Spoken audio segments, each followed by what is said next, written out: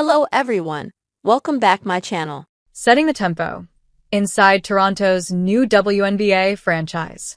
Women's sports continue to grow in popularity each year. In May 2024, women's sports reached another milestone when it was announced that Toronto would be getting its first WNBA team. This is not only big for Toronto but for Canada as a whole. For the older folks, it gives them flashbacks to 1995 when the Toronto Raptors and the Vancouver Grizzlies, now the Memphis Grizzlies, were established. On December 5, 2024, it was announced that the new women's basketball franchise was going to be named the Toronto Tempo, with a color scheme of wine and blue.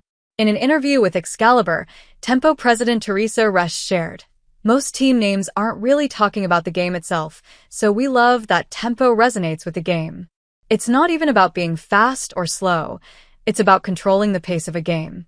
And we feel like it resonates with Torontonians and Canadians. Tempo is a heartbeat of the city. It's really about the people, and it's a good fit for this team and this country."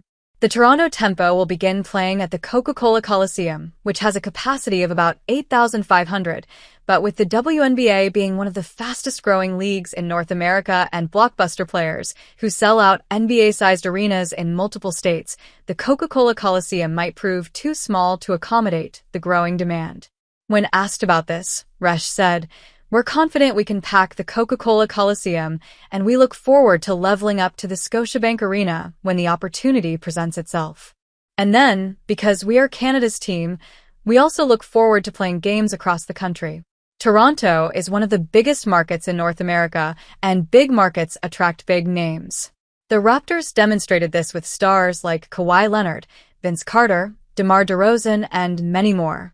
As the Tempo prepare to tip off in 2026, the WNBA free agency offers a chance to land marquee players.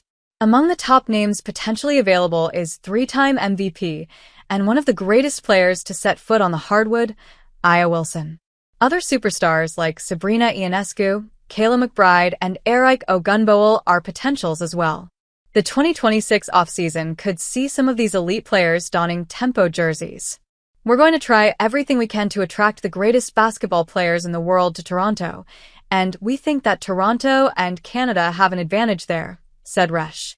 Last October, the Raptors and York became partners. While nothing has been discussed, Resch does not rule out the possibility for collaboration. "I look forward to being a contributing member of the community. I think that's through universities, youth programs, and even retirement programs. Ultimately, we are putting together a plan to impact our communities, and we look forward to telling everybody about it as we get closer to tip-off." In sports, celebrity superfans are a common sight. Nav Bhatia for the Toronto Raptors, and in women's basketball, Jason Sudeikis and Spike Lee for the New York Liberty. When asked which celebrities she envisioned supporting the Tempo, Resch said, "We hope to have all the celebrities. Honestly, we look forward to really wrapping our arms around anyone who shows love for women's sports, specifically in Canada. It's a mystery to no one that women's basketball is growing, but this growth shouldn't rest solely on the shoulders of the executives and players. As an audience, we play a crucial role." Resch emphasizes the importance of the media and the public in sharing the story of the Tempo. Find out about the Tempo, tell our story, become a fan, have a watch party, get to know about the WNBA this year.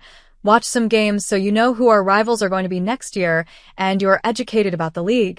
Sean is a third-year BCom student and an executive at Soccer World U. Sports editor by day and frantic fanboy by night. Sean aspires to be like Stephen A. Smith and Shannon Sharpe. When he isn't writing, Sean can be found watching hot takes on ESPN, meditating, or screaming at his TV screen while the Boston Celtics are playing.